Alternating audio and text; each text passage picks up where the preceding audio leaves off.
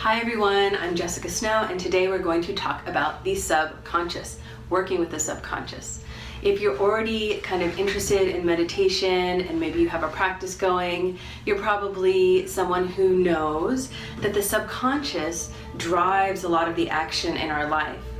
Carl Jung famously described the subconscious as this great and powerful and deep ocean, and our conscious mind, the ego, as a little cork just bobbing on the surface of the ocean.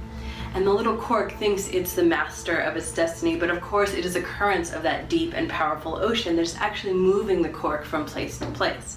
So if you think about that metaphor, probably you can see, as I do, how much power there is if you learn to consciously work with your subconscious. The subconscious speaks most purely to us in symbols. And that's why in meditation we often go down looking for a color or a number or an animal or an archetype or a sacred object. These are symbols, or even a holographic scene playing out or an image.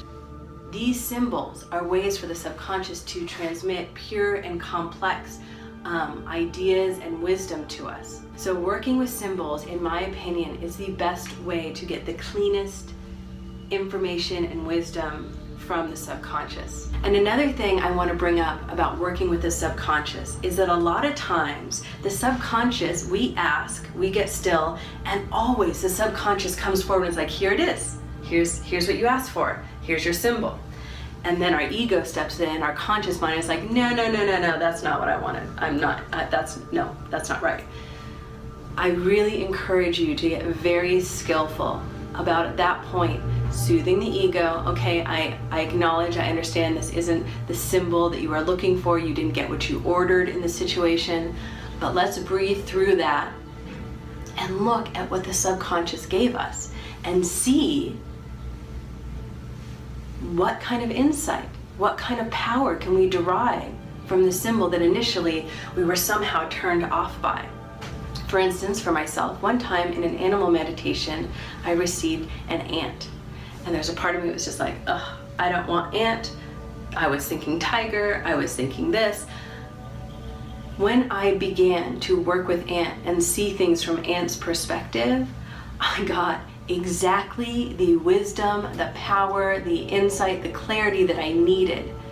So in being able to acknowledge that my ego wasn't into ant, and then taking ant anyway, and then learning from ant, I was able to get so much. And I also was able to get that my subconscious is always trying to bring me the right thing. Is always bringing me the right thing, really. We're probably going to talk about the subconscious in future videos, but the last thing I want to say about working with symbols and the subconscious in this video is that a lot of times we get a symbol and we're not quite sure what it means. The meaning is unclear. And here I want to encourage you to give it some space.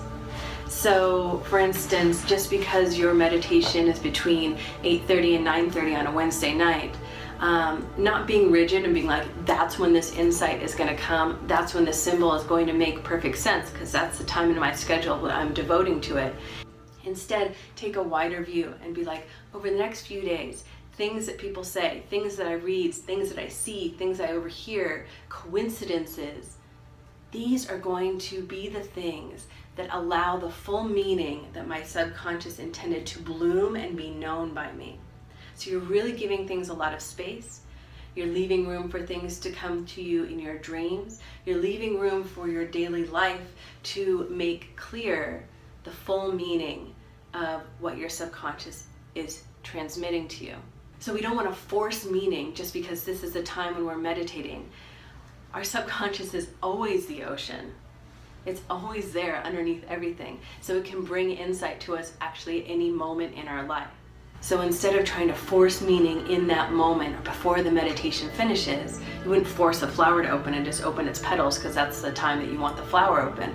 No, you give it space and it's going to open and deliver all that meaning on its own, and you're going to get that full meaning. And the last thing I want to say is there's one more really skillful way to work with symbols in your subconscious, and that is if you are in meditation and you get a symbol, something's offered to you, an animal, a color, a number, a scene, and you come out of meditation, you're like, I just don't know. Or you want to turn to a teacher or the internet or a book to find out more. Before you do that, experiment with actually going back into meditation, either right then or maybe before you go to bed that night, and asking again, going back into meditation, bringing that symbol back to your subconscious and saying, why this now? Why did you bring me this? Why is this for me right now? What would be good for me to know? And then seeing how your subconscious comes back time and time again. The great thing about working with your subconscious is that in my experience, when you get still and you ask, your subconscious never leaves you hanging. It always comes forward to bring you something. And then it's up to us to be really skillful about how we work with and use that new information. So, I'm Jessica Snow. I hope you like this video. It's been one of my favorites so far. At the end of this video, I'm going to put a few meditations that you can download from the website that are particularly good for getting symbols from the subconscious. Although really any meditation that you do, there's going to be some element of that happening, whether you're conscious of it or not. So anyway, thank you so much for listening and have a great day, and we'll talk more soon.